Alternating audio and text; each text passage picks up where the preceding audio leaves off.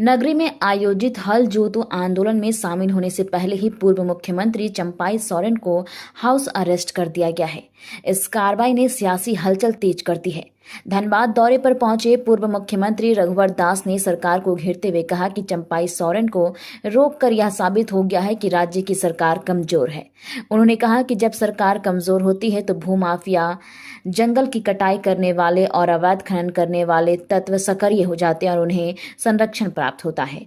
रघुवर दास ने याद दिलाया कि 2011 में जब नगरी की जमीन पर विवाद हुआ था तब गुरुजी शिबू सोरेन के किसानों को हल जोतो आंदोलन का आह्वान किया था। आज उसी परंपरा को आगे बढ़ाया जा रहा है, लेकिन सरकार ने इसे रोकने का काम किया है।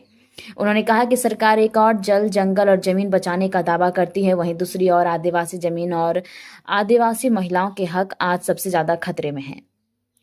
पूर्व मुख्यमंत्री ने सवाल उठाते हुए कहा कि किसानों का कार्यक्रम पहले से तय था और वो शांतिपूर्वक वहां जा रहे थे। ऐसे में लॉ एंड ऑर्डर बनाए रखना सरकार की जिम्मेदारी थी, न कि आंदोलन को रोकना। सरकार का यह कदम लोकतंत्र और जन भावनाओं के खिलाफ है। हल जोतो कार्यक्रम आदिवासी संगठनों के द्वारा सभी राजनीतिक दल को उन्होंने निमंत्रण दिया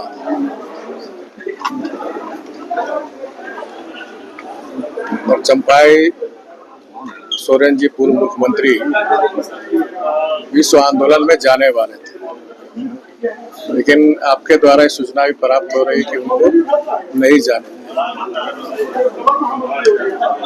यानी हम कह सकते हैं कि झारखंड में जो सरकार चल रही है कमजोर सरकार चल रही है, और जब कमजोर सरकार रहती है तो चाहे वो भूमाफिया हो, चाहे अवैध जंगल की कटाई हो या फिर अवैध खनन करने वाले लोग, उनको सरकार का संरक्षण प्राप्त। 2011 में उसी जमीन पे जब विवाद हुआ था तो दिवंगत हमारे दिसुम गुरु आदरणीय शिबू सोरेन जी ने वहाँ के किसानों को आह्वान किया था हल जोतो,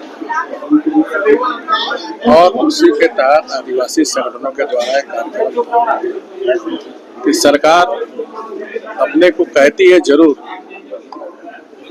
और ये भी कह के आई कि जल, जंगल, जमीन की हम रक्षा करें, लेकिन एक आदिवासी सरकार रहते हुए चाहे आदिवासियों जमीन की बात हो, चाहे आदिवासियों की पहचान की बात हो, या हमारी आदिवासी बहू बेटी की अस्मिता का सवाल, और सब खतरे में। और ये बात तब हमारा जनजाति समाज, आदिवासी समाज अब सजग हो चुका है। तो आने वाले समय में जब भी इस राज्य में चुनाव हो तो इनको इस सरकार को सबक सिखाने का काम हमारा आदिवासी समाज, जनजाति समाज करेगा। ने हवाला दिया है कि विधि व्यवस्था मेंटेन को लेकर के जो है ये किया गया है।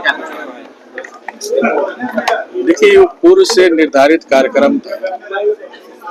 विधि व्यवस्था रखना सरकार की जिम्मेदारी है। तो वहाँ जो भी किसान जा रहे थे तो शांतिपूर्ण ढंग से जा रहे थे। अभी हमको, मैं अभी गाड़ी पे ही 10 मिनट पहले वहाँ से कुछ प्रेस के लोग फोन किए, अब प्रेस के लोग को भी वहाँ जाने नहीं दे रहा। इतनी डरी हुई सरकार, यानी ये सरकार की विश्वसनीयता जनता से उठ चुकी।